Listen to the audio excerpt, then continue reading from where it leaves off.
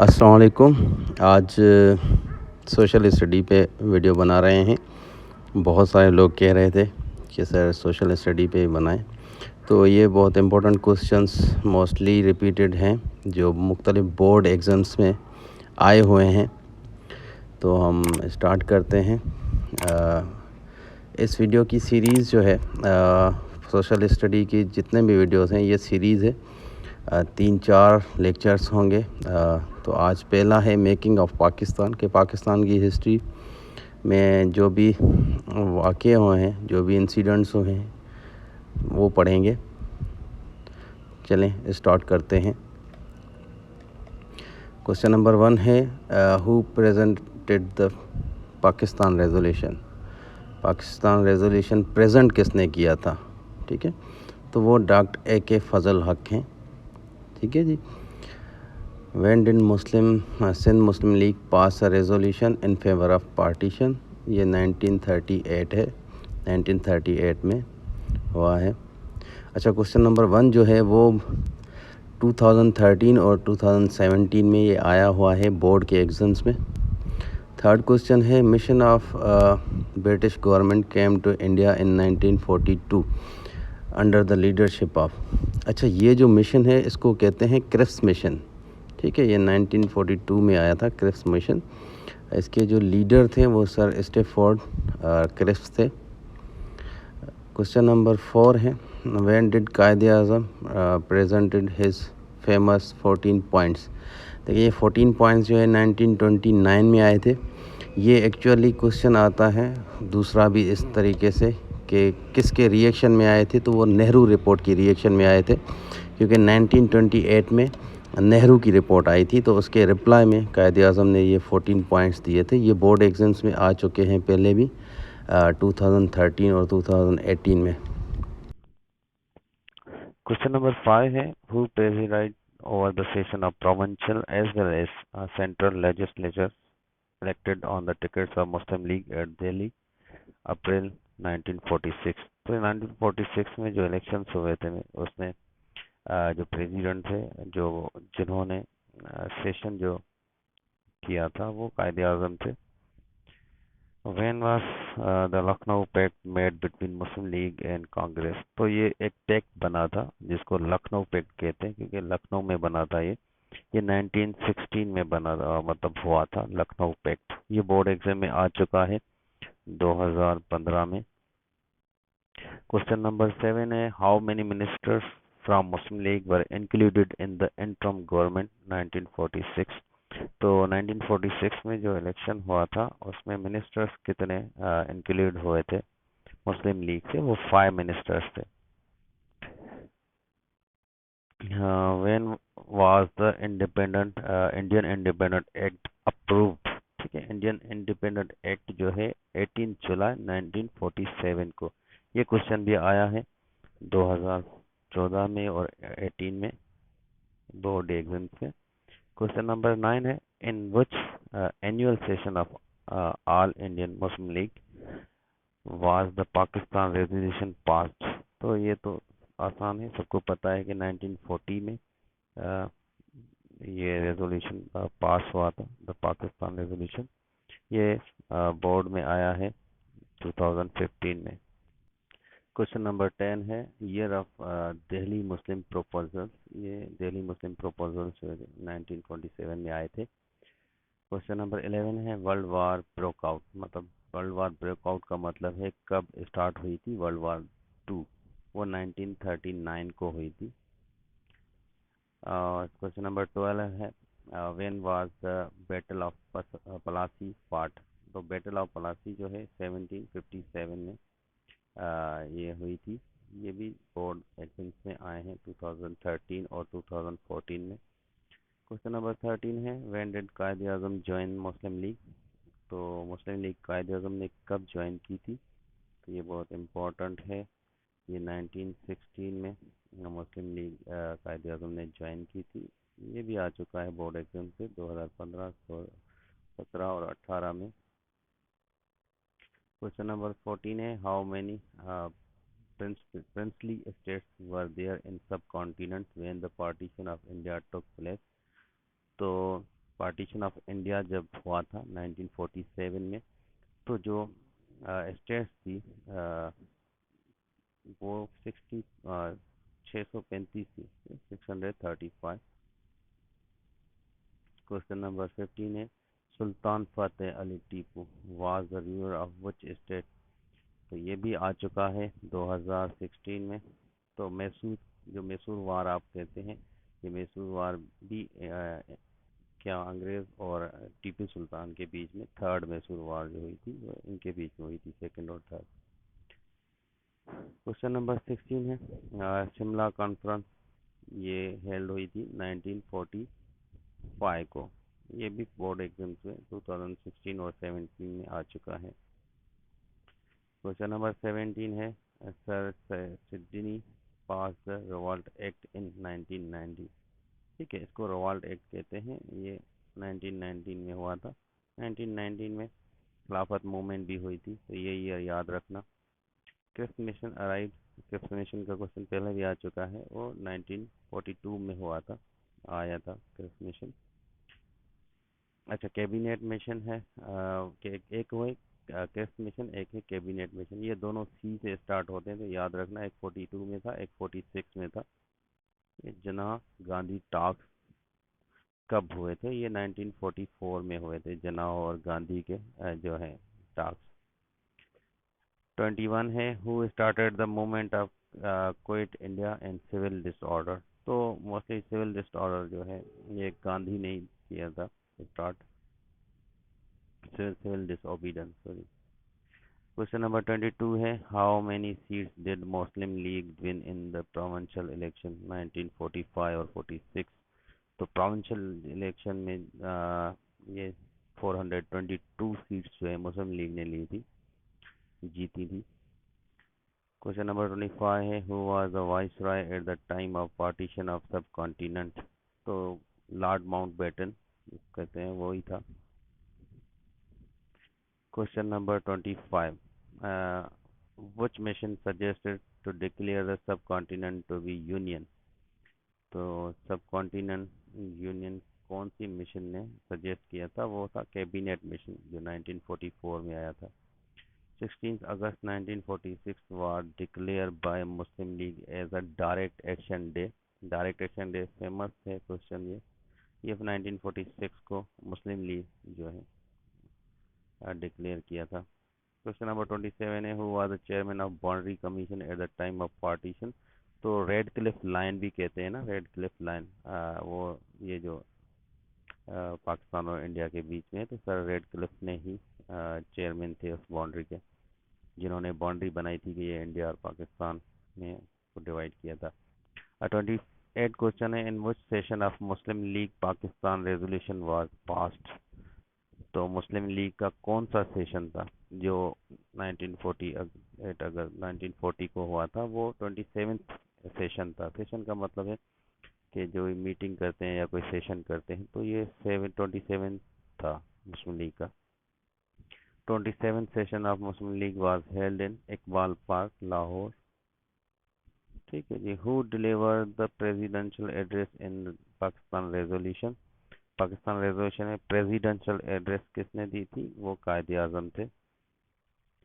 31 question है, 23 मार्च 1914 को ए के फजल प्रेजेंट द पाकिस्तान रेजोल्यूशन।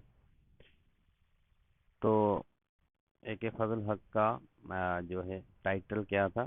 शेर बंगाल उनको कहते थे। According to Muslims, to get rid Hindus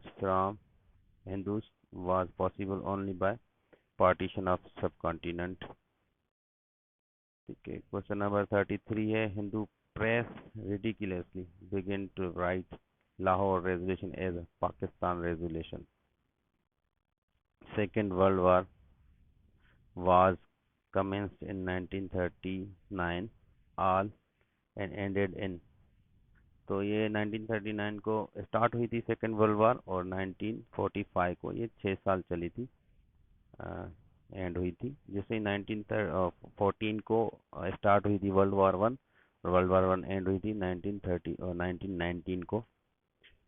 ठीक है, तो वर्ल्ड वार टू जो है 6 साल चली थी, और वर्ल्ड वार वन जो है वो 5 साल चली थी। CR formula was presented in, CR formula जो है वो 1944 को हुआ था।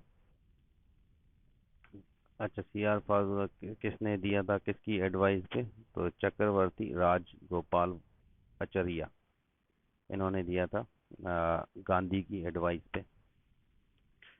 37 है, Hindu leader Chakravarti Rajagopal Acharya belong to which political party? जो हिंदू हैं मोस्टली ये कांग्रेस में है, Indian National Congress. Rajagopal Acharya belong to the city of Madras. CR formula consist of point, CR formula जो है वो 7 पॉइंट्स थी उसकी। वेवेल प्लान कब हुआ था? ये 1945 को हुआ था। वेवेल प्लान में कितनी मेन पॉइंट्स थी? टोटल 4 थी। Number of Muslim members in viceroys defence council was, viceroy जो है उसकी डिफेंस काउंसिल में टोटल 5 मुस्लिम मेंबर्स थे। Congress included a Muslim minister in interim government, तो वो कौन सा मुस्लिम मिनिस्टर था जिसने जो कांग्रेस ने इंटरम गवर्नमेंट में बनाया था, इंक्लूड किया था? वो मौलाना अबुल कलाम आज़ाद थे। 1945 इलेक्शन ऑफ सेंट्रल लेजिस्लेटिव मतलब फेडरल ओवरऑल होते हैं, प्रोविंशियल जो प्रोविंशियल होते हैं, और held on the basis of separate electorate. तो ये 1945 के जो इलेक्शन थे वो सेपरेट इलेक्टोरेट्स थे। In election 1945-46 seats for Muslim in central legislative कितनी थी? सेंट्रल लेजिस्लेटिव में 60 सीट्स थी। How many seats did Muslim league win in elections for central legislative? तो 60 में से 32 जो हैं वो मुस्लिम्स ने जीत ली थी। अच्छा, टोटल मुस्लिम के लिए रिजर्व सीट्स कितनी थी प्रोविंशियल इलेक्शंस में? प्रोविंशियल में 992 सीट्स जो हैं मुस्लिम्स के लिए रिजर्व थी। General election of central legislative assembly was held in, 49 question है।